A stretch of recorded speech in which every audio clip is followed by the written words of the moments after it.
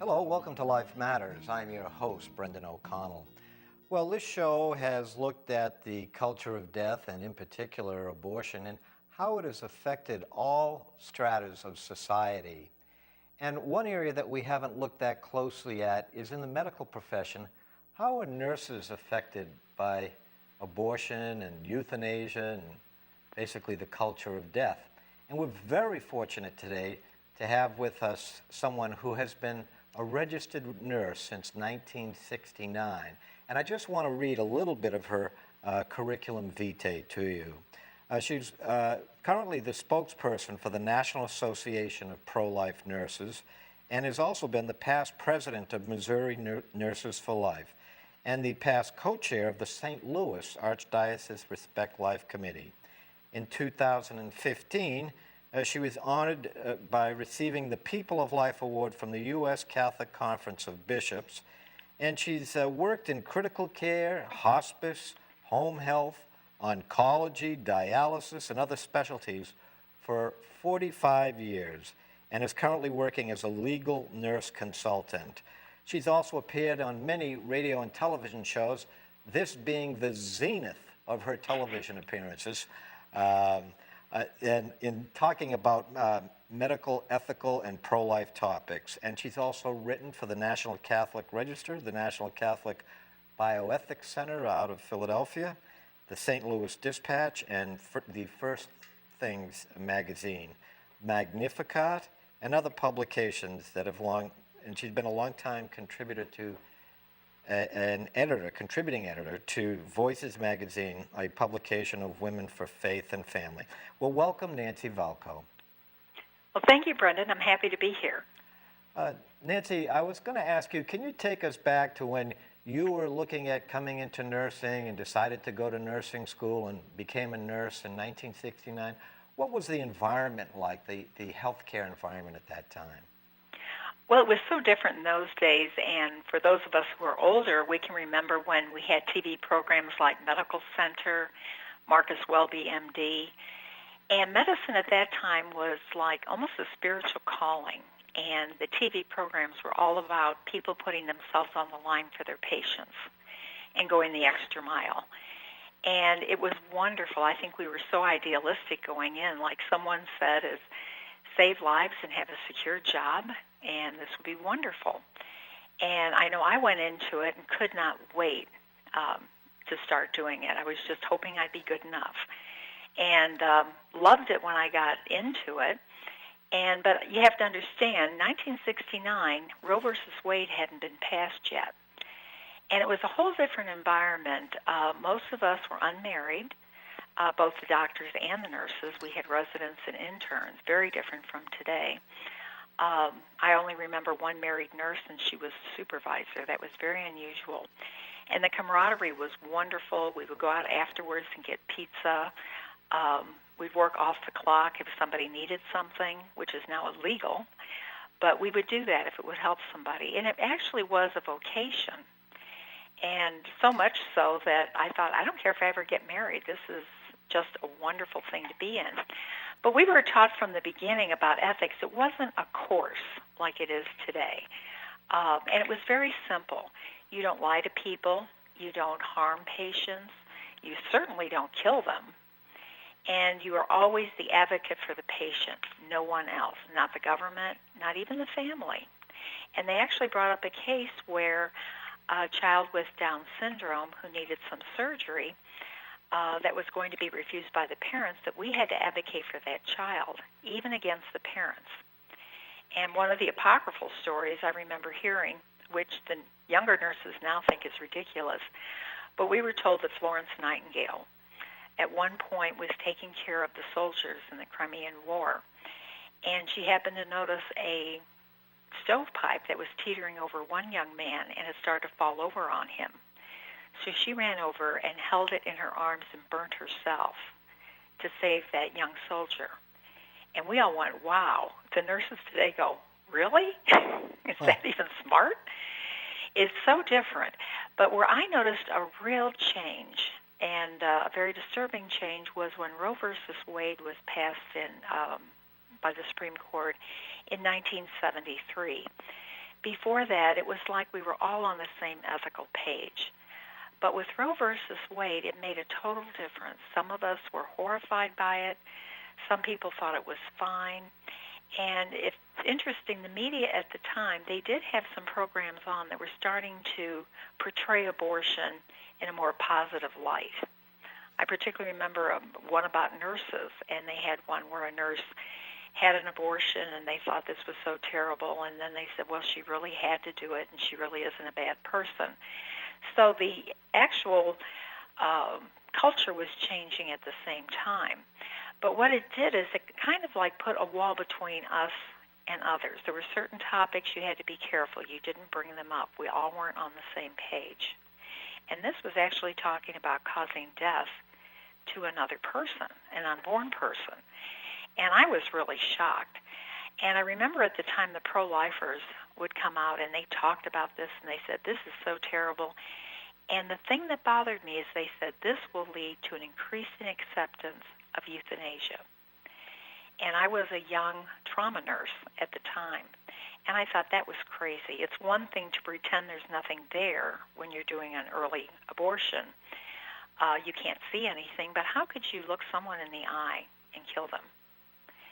And I learned. In 1982, I was pregnant with my third child when the papers were full of the Baby Doe case in Bloomington, Indiana. And this was a young baby boy who was born with a defect. He had a hole between his windpipe and his food pipe. And it's something that kids have, and it's very easy to correct.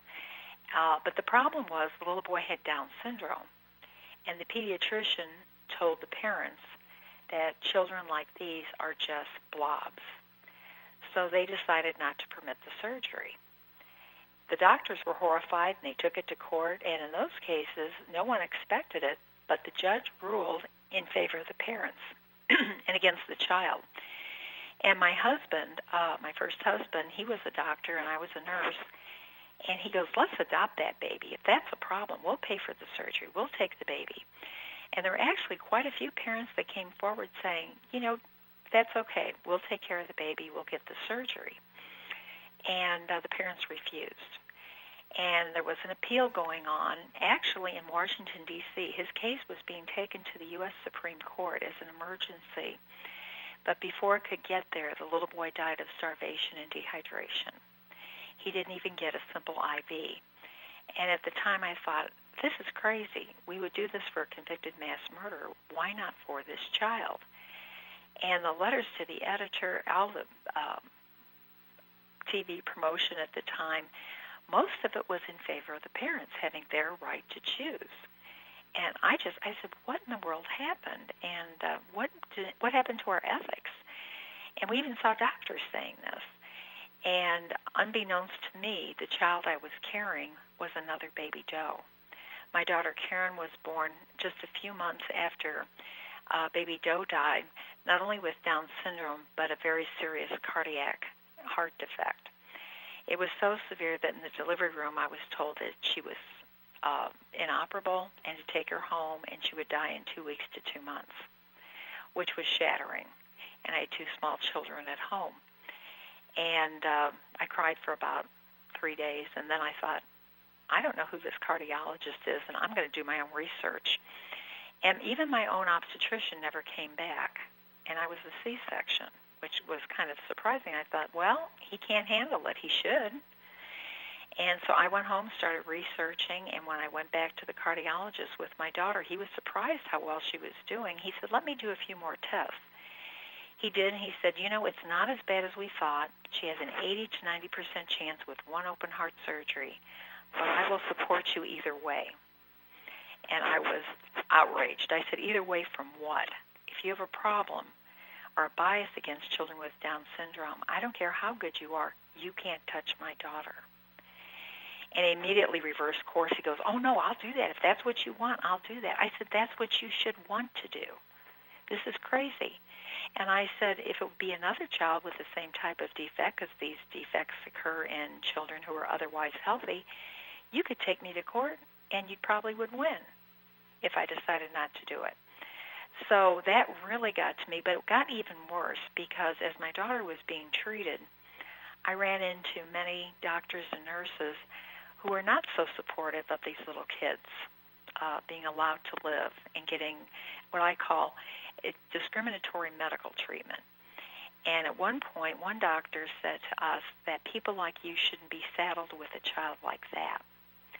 But the worst was when my daughter had a pneumonia and was in the hospital, I found out, I was tipped off, that my daughter was made a do not resuscitate against my wishes and behind my back. By a doctor? By a doctor, my own trusted pediatrician. This was my third child. Oh. And I asked the person who tipped me off, I said, how could that happen? She knows what I want. I was very clear. And they said that the doctor said, I'll take responsibility for it because Nancy is too involved with this mentally retarded baby. And that was shattering. And I thought, you know, this is what choice comes to. Really no choice. And this is like a fourth trimester abortion for Down syndrome. And that's just wrong. So I got very involved. I helped with the Baby Doe regs. So I wrote what year articles. was this? 1973 was Roe versus Wade and Doe versus Bolton. What year where you had this third child? Well, Baby Doe was born in 1982. Okay. And Karen was born a couple months later in September of 1982. And unfortunately, despite our best efforts, she did die of complications of pneumonia in 1983. But what's interesting is initially the cardiologist who had given me the choice of life or death apparently turned around, and I had to comfort him when Karen died, and he assured me that he did everything humanly possible to save her, to get her old enough to get her surgery. And he wound up being the cardiologist the Down Syndrome Association recommended. They had so many parents that said the way he treats our children is so wonderful. The example of my daughter, and I think saying no and explaining why, changed him. So my daughter did a lot of good in her very short life. Well, that's so we see. So from 1973, Roe versus Wade, you see now a dichotomy occurring in the healthcare profession, where some people are now more. They're more bold about letting people pass away rather than trying to save their lives. Is that correct? And it's gone on to more. It's not just the little kids anymore, and we see it more and more with people of any age, and particularly people with severe disabilities. Not Dead Yet is a very interesting group of disability activists, and I know the heads of it personally. They're wonderful people, and they are just outraged. They just cannot believe what's going on. And like they have told me, they go into a hospital and everybody's trying to shove a living will or other advance directive down their throats, sometimes daily, and they refuse to sign them. They're very angry about it. And they see how, and it's just like with Down syndrome, is so many people have a positive view of Down syndrome, but a lot of people don't. And now with prenatal testing, over 90% of unborn babies who are suggested to have Down syndrome or even inconclusive are aborted. Yes. The population of people with Down syndrome has dropped because no one wants that. But we still applaud the Special Olympics. And I think that's interesting. We have such a weird attitude towards people with disabilities. But I think Baby Doe kind of opened the door, and that was in 1983. And unbeknownst to most people, the Right to Die movement actually started in the 1930s. It used to be called the Euthanasia Society of America. And they tried to get lethal overdoses passed in various legislatures and didn't get anywhere. But they really hit on an idea in 1968 when Louis Kutner, a lawyer in Chicago, came up with a proposal for a, quote, living will, where people could choose not to be treated. And this became very successful. People went, oh, that is great. We don't want to be a Karen Quinlan. We don't want to be unconscious, and all that stuff. That came out in 68. In 1972, the term persistent vegetative state was invented, which is very interesting because I took care of people like this before it was. We never called people vegetables. I said, I was a nurse before vegetable was a diagnosis, and I still resent it. And I used to work with a lot of catastrophic brain injuries, car accidents, surgeries. And one case in particular, it was 1971, right before this term was invented, and we had a young 17-year-old man who came into the hospital. He'd been in a car accident, terribly crushed. Almost every bone in his body, his head was swollen. He couldn't breathe. He was totally comatose. And the neurosurgeon came in and he said, you know, this boy won't make it until morning, and it's a good thing because he'd be a vegetable. And I was shocked because we had always been taught that hearing is the last thing to go. And I always talked to my comatose people. And so we kind of ignored him. And I started working with him, and I had people teasing me that I must talk to my refrigerator at home. And I said, well, if you can't hear, and all of a sudden people are doing things to you without explanation, that can be scary. And why not? It's free. I tell them what I'm going to be doing. I encourage them to do things, and they go, well, you're crazy. Well, that boy started moving for me. And the other nurses came in, and they were just astounded, and they told the neurosurgeon, and he'd come in and he'd do deep pain techniques on him, and the boy made no movement whatsoever. So after a while, he thought I had a problem with my brain. So finally we got the boy off the ventilator, and he'd open his eyes sometimes, and I got him to say the word hi. So he wouldn't do it for the doctor, but one day I said, please, Mike, you've got to do this for me. Say hi to the doctor. He did, and the doctor almost passed out. And he goes, this is a miracle. And I said, not really. So he immediately got transferred to a nursing home, and we thought, we'll never hear from this boy again. We just figured he'd be languishing in a nursing home. 18 months later, this handsome young man walks in our unit and says, hi, remember me? And of course, we didn't recognize him. It was Mike. He said, I came over. I drove 60 miles from Illinois. I'm getting married, and I wanted to thank you for saving my life. And we were all in tears. Wow, that's a and I told him, I said, now, you're not going to remember this, but you used to move for me and a couple of the other nurses eventually, but you wouldn't move for the neurosurgeon. And he got real silent. And then he said, I did it on purpose. I heard him call me a vegetable. I would not move for him. Wow, that's quite a story. Now, well, so that was the late 70s or 80s? And that was the early 1970s. 70s. So take us down the road of where the nursing profession has gone and some of the things, some of the key markers, and where is the nursing profession today when it comes, it comes in relation to the culture of death, I guess.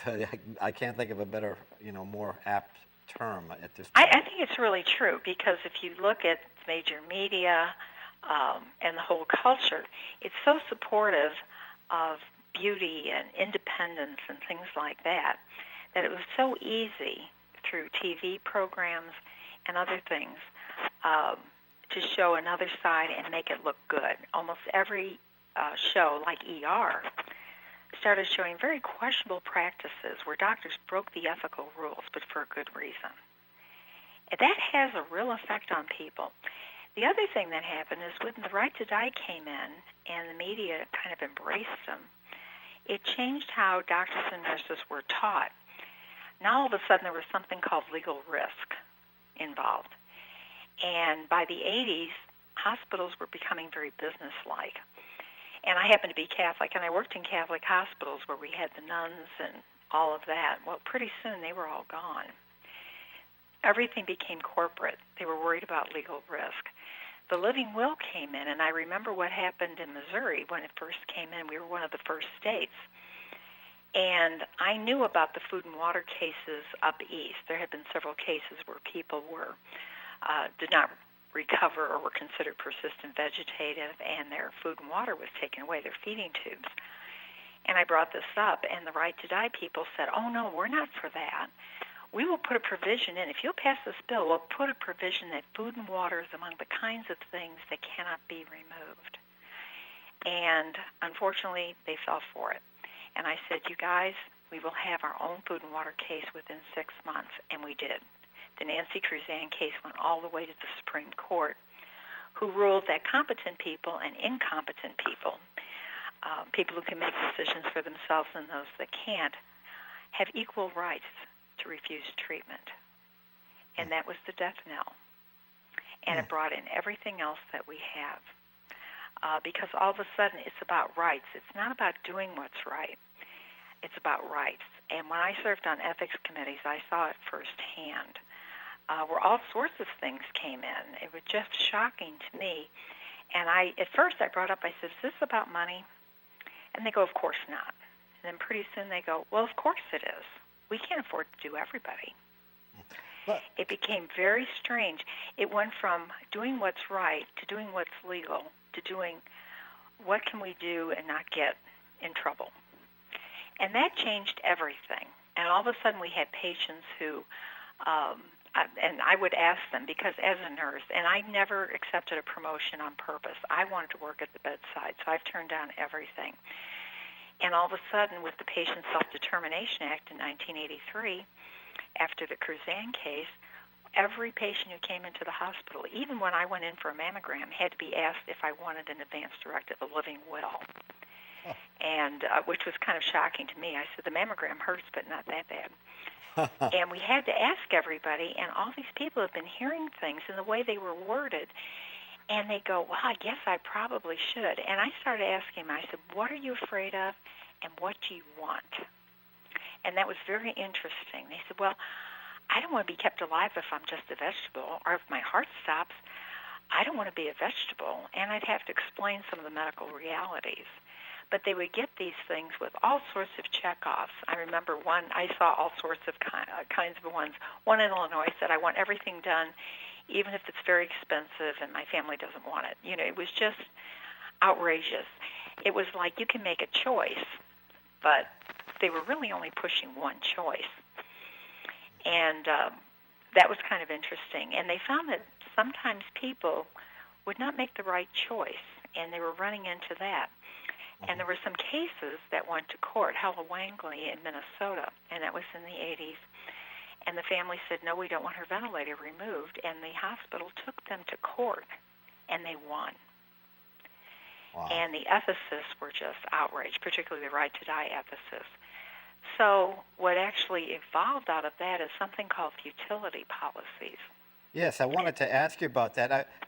I wanted to ask you also, healthcare providers like nurses, are they being forced into participating in deliberate death decisions now, or threatened to be fired if they don't participate in those decisions? Yeah, that actually happened to me several years ago. We had a patient that they thought was pretty much brain dead. Turns out he wasn't. But they talked to the family, and he was older, and he didn't wake up right away after his sedation. So the family, at the doctor's suggestion, decided to remove his ventilator. Well, they didn't wean him or anything. They just took him off of it, no oxygen, nothing. And I was horrified because the other nurses had said, well, you know, a neurologist said this guy's brain dead. And I said, he's not. He can breathe off the ventilator. What are they talking about? You know, when I take him off for different things, he can breathe. And they go, well, it's really close enough. And I go, that's just wrong. Well, I came in one night, and the man had been taken off the ventilator, no oxygen. He hadn't been weaned, which is slowly getting people used to getting off the ventilator. When we get people off the ventilator that they expect to live or they want to live, we are very careful and slow and methodical about it so that it's not a shock to the system and they can do it successfully. On these things, which they sometimes call terminal weans, it's just pop them off the vent. And sometimes it's pretty brutal. I've seen it. And with this gentleman, he didn't stop breathing, and I came in, and they said, well, you're the only nurse we've got tonight, and we've got this man, and he's on a morphine drip. I said, what? They said, well, they took him off the ventilator, and he wouldn't stop breathing. And the doctor said, keep increasing the morphine until he stops. Oh, gee. And I was just horrified, and I said, I'm not doing that. And they told me what level the morphine was, and the guy was still breathing, still had good vital signs and everything else. I said, I'm not doing it.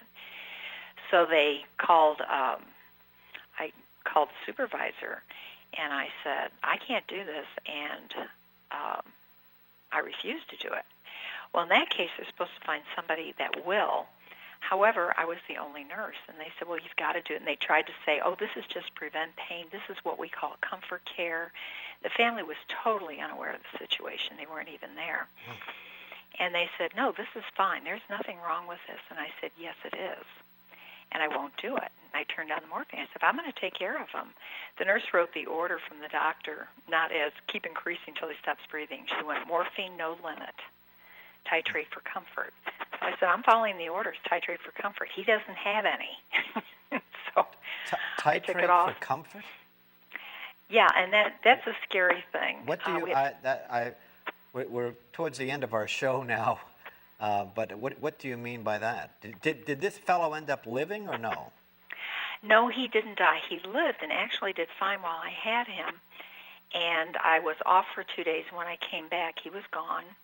Nobody would talk about how it went. But I was called into the office, and they said, the doctor wants you fired. And I said, hey, I went up the chain of command.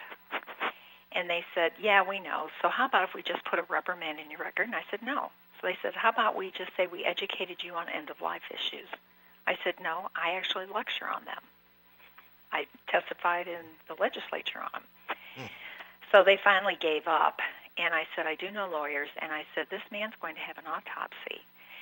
And if they find or look for too much morphine, I'm the only one who's going to be able to testify in court and not worry. So they left me alone, and a month later we found out when they did the autopsy, the man had no terminal illness and his brain was just fine.